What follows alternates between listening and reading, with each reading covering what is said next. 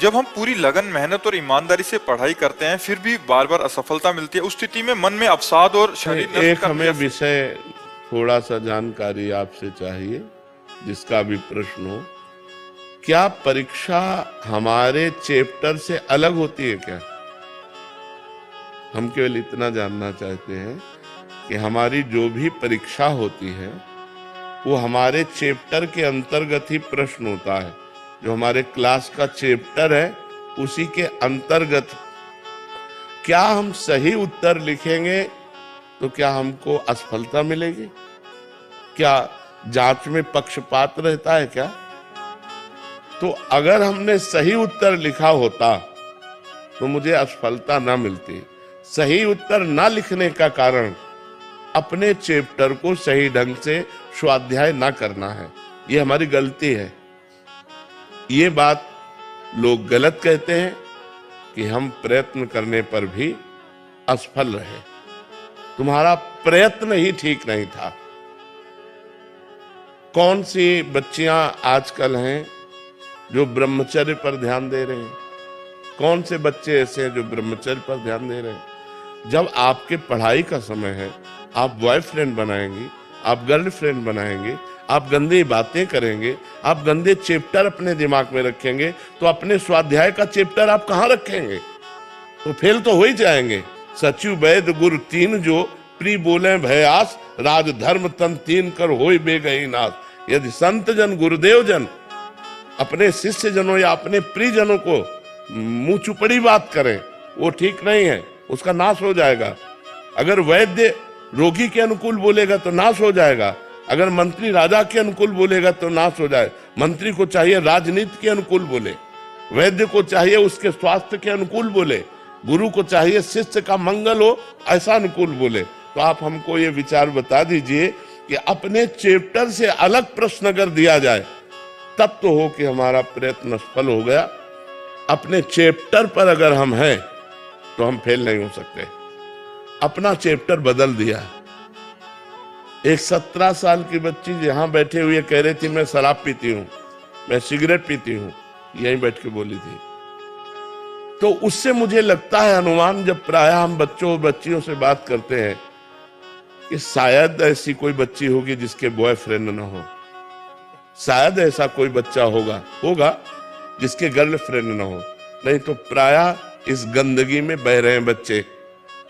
अब जब तुमने इंद्रियों की विलासिता स्वीकार कर ली, व्यसन स्वीकार कर लिया, तो विद्या अध्ययन कर पाओगे? विद्या अध्ययन के लिए एक तपस्वी का जीवन व्यतीत करना पड़ता है। ब्रह्मचारी, पवित्र आहार, समय से उठना, समय से सोना। और आप फेल हो जाओ तो हमें बताओ। बचपन से ग्रंथ पढ़ रहे हैं, इतने इतने मोटे धर्म ग्रंथ हैं, आज आप प्रश्न कर रहे हो, उन्हीं से उत्तर दे रहे हैं।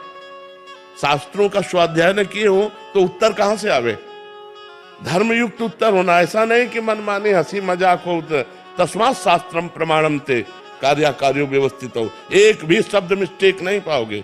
ढूंढ लो, किसी ग्रंथ में लिखा मिलेगा। ऐसे नहीं कि जो मन में आया सो हम बोल दिया, तुम्हें संतुष्ट कर दिया।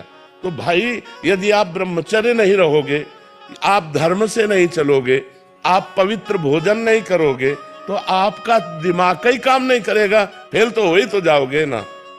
एक जगह हम मानते हैं कि आपने बहुत ग्रेजुएट पढ़ाई की, आपने अच्छी पढ़ाई की, इसके बाद आपको नौकरी नहीं मिल रही, यहां मान सकते तुम्हारा बुरा प्रारब्ध है, तुम्हारा बुरा भाग्य है जो तुम्हें आगे नहीं बढ़ने। लेकिन फेल होने में हम नहीं मान सकते। फेल होने में भाग्य नहीं, तुम्हारी असफलता है, तुम्हारा प्रमाद है, तुम्हारी गंदी बातें हैं जो तुम मोबाइल में समय देते हो, जो तुम गंदी बातों में समय देते हो। अगर अपने चैप्टर पर समय दो तो आप कंठस्थ कर सकते हो। हम कह रहे हैं 4 बजे उठकर हर विद्यार्थी किसी भी ग्रंथ का पाठ करे, अगर उसे कंठस्थ ना हो जाए तो हमें बताओ। कितने बड़े बड़े ग्रंथ हैं तुम्हारे, इतने मोटे मोटे हमारे धर्म ग्रंथ हैं, इतने मोटे मोटे ग्रंथ हैं। तो आप अपनी असफलता का स्वयं कारण है, ना कि भाग्य, ना कि कोई देवता। आप हमें इस विषय पर बताइए, यदि कहीं भी आपको संशय लग रहा हो। ब्रह्मचर्यहीन जीवन स्मृति विहीन जीवन है, और ब्रह्मचर्य युक्त जीवन स्मृतिवान जीवन है। कम से कम 22 वर्ष तक तो ब्रह्मचर्य रहना चाहिए। चाहे बच्ची हो चाहे बच्चा, 22 वर्ष तक तो 10-5 बॉयफ्रेंड गर्लफ्रेंड हो जाती है। ये व्यभिचार प्रवृत्ति है, ये गंदी प्रवृत्ति है, ये पाप प्रवृत्ति है, और वो बढ़ती चली जा रही है।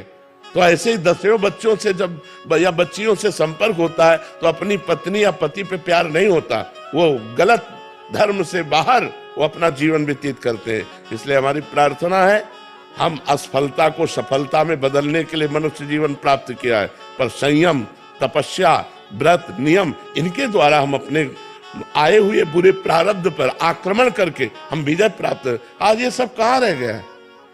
बच्चियां शराब पीती हैं, सिगरेट पीती हैं, वो खुद बताया, हमको क्या पता चले। अब बोलो नए नए बच्चे बच्चियां एक क्लब जाना है, गंदी बातें करना। अब ये कैसे? पढ़ाई का समय है इस समय, 20-22 वर्ष तक आप ब्रह्मचर्य रहकर पढ़िए, और यदि आपको कोई परास्त कर दे तो हमें बताइए।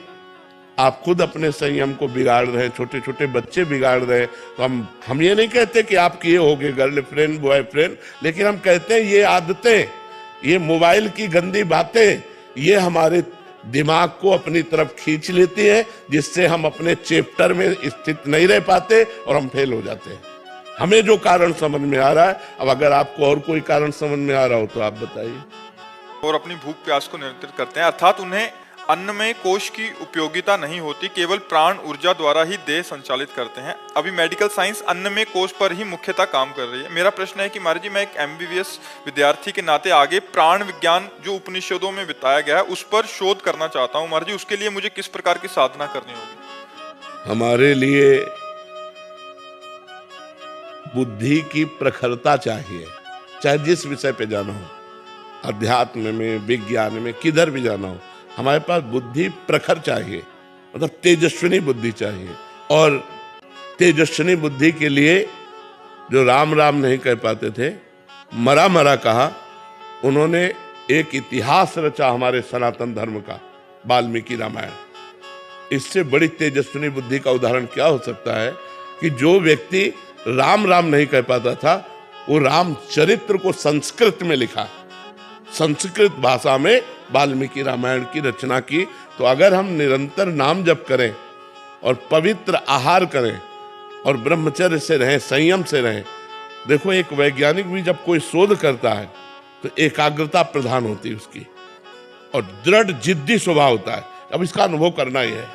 पूरी रात बीत गई, पूरा दिन बीत गया, वो भूख प्यास सब छोड़ देगा, लेकिन अपने जो सर्च कर रहा है वो उस पर वो पूरा मनोयोग देता है। यदि हम मनोयोग दे पाए और नाम जप करें, पवित्र आहार करें, तो हम शास्त्र और विज्ञान जिधर भी जाना चाहेंगे हम बड़े जोर से चले जाएंगे, क्योंकि हमारे पास प्रखर बुद्धि है, पवित्र बुद्धि है। शराब पिएंगे, व्यभिचार करेंगे, मांस खाएंगे, माना कि तुम वैज्ञानिक हो सकते हो, तुम पवित्र प्रखर बुद्धि के वैज्ञानिक नहीं हो सकते हो। वैज्ञानिक वही है जो मंगलकारी रचना करे, सबको सुख मिले, सबको आनंद मिले, सब रोग रहित हों, सब अशांति रहित हों, यह है वैज्ञानिक। हम ऐसी औषधियाँ, ऐसे विचार, ऐसे प्रभाव जिससे लोग सुखी हों, शांत हों, वो तभी जो धर्म से जुड़ा है, अध्यात्म से जुड़ा है, जिसकी बुद्धि पवित्र है, जिसकी बुद्धि प्रखर है, वही जन कल्याण कर सकती है। वैज्ञानिक की विज्ञानता तभी सफल है जब जन कल्याण हो, जन मंगल हो, जन विनाश नहीं, जन मंगल हो। तो हम संयम से चलें।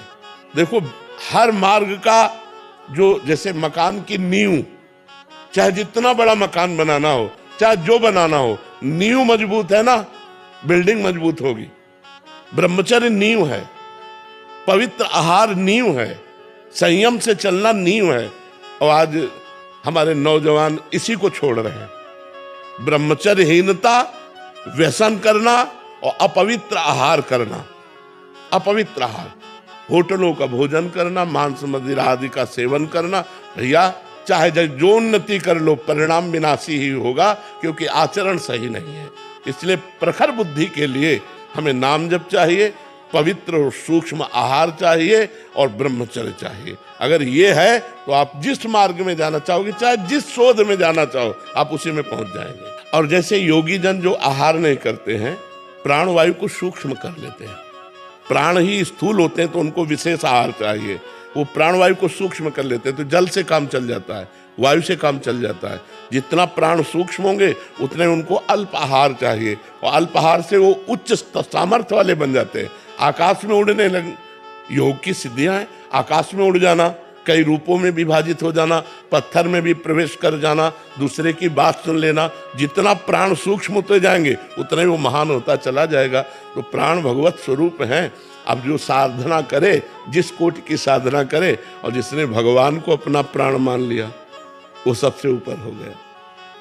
जिसको प्राणनाथ भगवान बन गए, वो सब योगियों से ऊपर हो गया।